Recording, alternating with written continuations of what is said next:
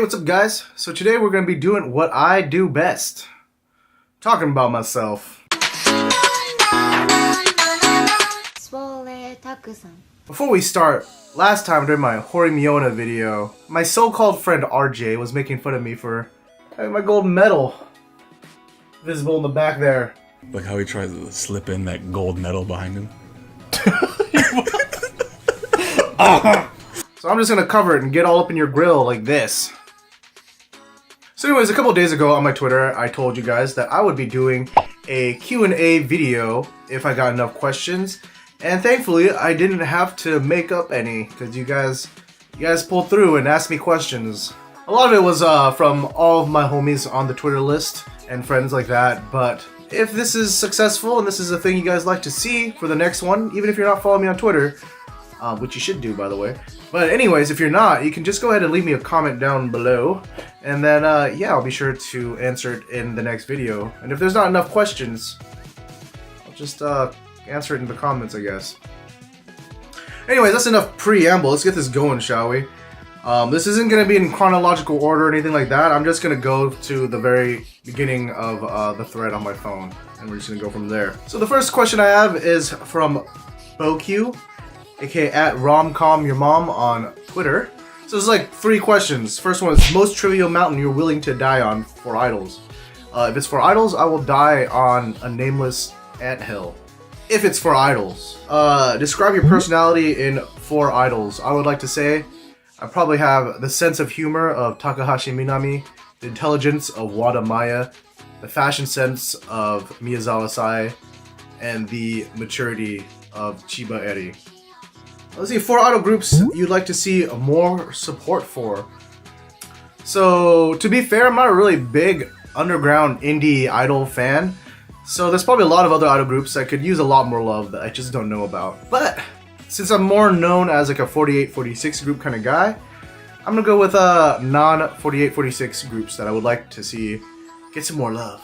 First one, not so much more love from the fans, but a little bit more love from the management. Cheeky Parade. I have a hard bias for this group ever since I saw them at Japan Expo way back when. It was a really small event, but we really got to get personal with them, interact with them during the little handshake portion, taught them how to whip and nay-nay.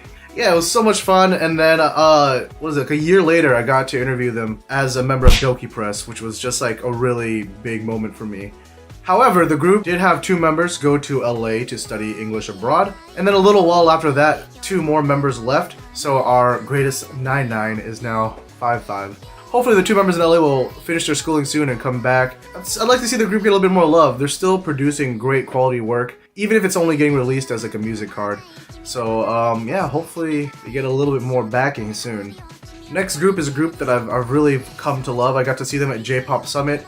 They really made the event for me. It was so much fun watching them perform, and that would be Baby Raids Japan. Since J-Pop Summit, I've binge watched Baby Q. It's their show with 9. It's really funny getting to know the members, and their performances are just spectacular. So if you haven't already, check them out.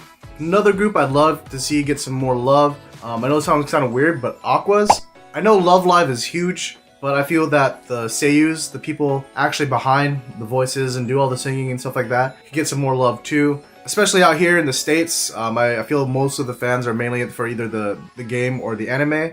I'm hoping that this could be a great bridge for anime fans to kind of get into the idol fandom a little bit.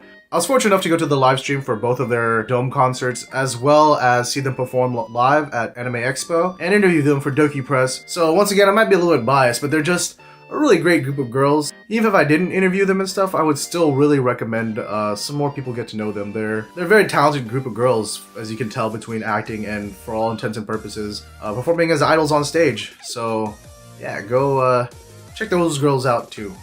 Last but not least is a group that I've really been getting into lately, and that's Bish. So I'm not really a big alt idol fan. I know a lot of the appeal comes from how kind of grungy and underground the whole production is, but ever since Avex kind of took over, and then what they've been doing with the whole new reformed Bish, I've really enjoyed. I love the sound. Aina, the end's like kind of raspy, husky, like R&B voice, kind of centering around the idol sound, makes for something very unique And yeah, it just fits perfectly. Their MC performance recently was also really great. So yeah, show them some love. Watch that performance if you haven't already. Alright, next one is another 3-part question. It's from Kid Frosty, aka at Uppermind Inc. It's the homie Justin. Do you remember the pivotal moment you decided to start lifting? What/who influenced you to adventure on the route to the forbidden land of Swole? Also, what's the thing that made you jump the K-pop ship and swim to J-pop Island? Nice little storytelling there, bud. As far as pivotal moment, I don't think there really was any. I just casually started going to the gym, mainly to just get less fat. After doing sports and martial arts throughout most of my early years, and then after graduating high school and becoming a fat, lazy college student, I was like, I need to get back into shape. As far as powerlifting, I think that just kind of came naturally over time, realizing that what I enjoyed about the gym was more about objective strength and performance, more so than aesthetics and stuff like that. Well, you know, it still doesn't want to look good, but it just isn't my focus anymore. The second part of his question is, what or who influenced you to the adventure on the route to the Forbidden Land of Swole? I mean, I guess a lot of my childhood heroes have always been strong individuals. Grew up, like most kids, watching like Arnold movies and Rocky. And for those who don't know, I actually used Superman comics when I was a kid to study English. I originally only spoke Vietnamese, so it's a little double answer there for you. You learn that English is not my first language. But yeah, so all those figures have always kind of been strong, and I've idolized them as well, so I guess that kind of put a fascination of strength in me from a very early age. What's the thing that made you jump the K-pop ship and swim to J-pop Island? Yeah, so I actually was originally more of a K-pop fan, I guess you could say. I wasn't really a big fan. I got into it a little bit just because of another friend.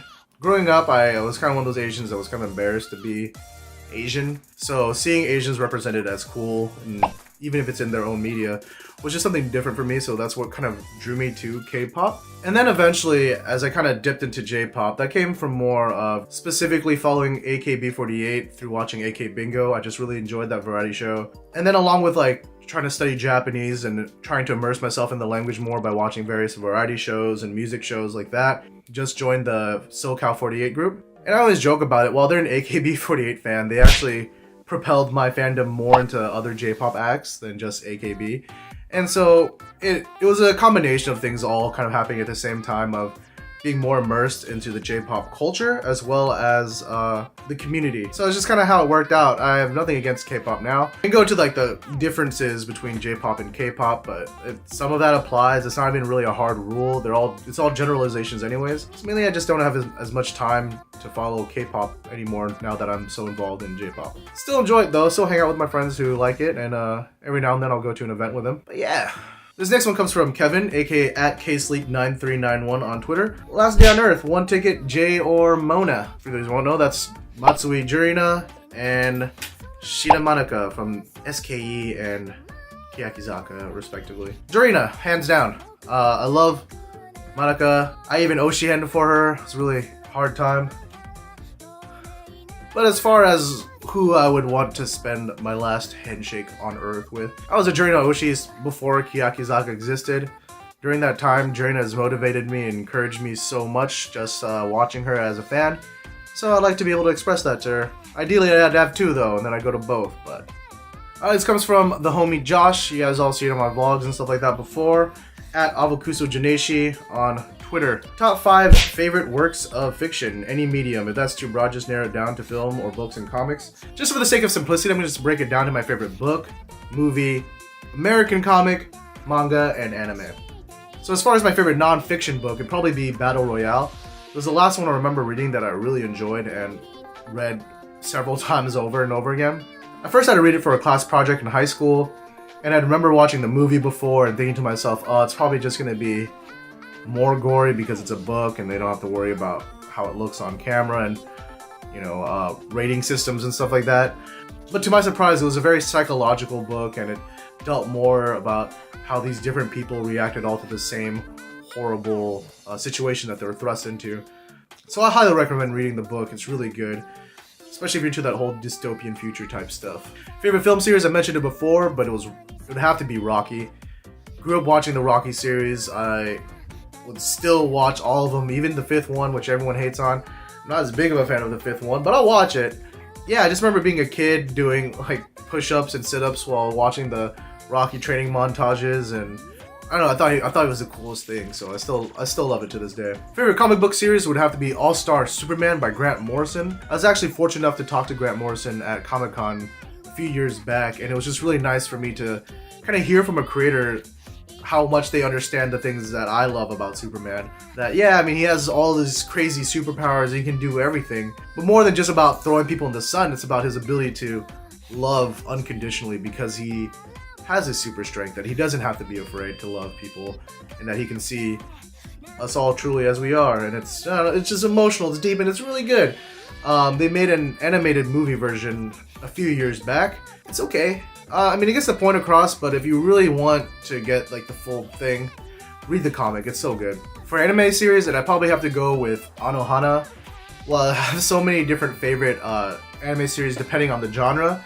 This is one of the ones I always watch at least a couple times a year, like all the way through, and makes me cry every time. So for rewatchability points and Jimmy's emo points, Anohana takes the cake. Finally, for my favorite manga series, it would have to be Berserk. Now, I'm not really a big fan of gritty, dark things in general, and that's kind of what I thought this would be, but yeah, I mean, there's that dark, gritty stuff, but that stuff happens for a reason, as opposed to a lot of stories where it's just dark and gritty for no reason. And then the storytelling is just so good, and then when it gets to the high fantasy part, as like a D&D nerd, it was just really cool just to like read this in manga form, you know, like with trolls and mermaids and goblins and things like that. Oh, it's so good. Definitely give it a read.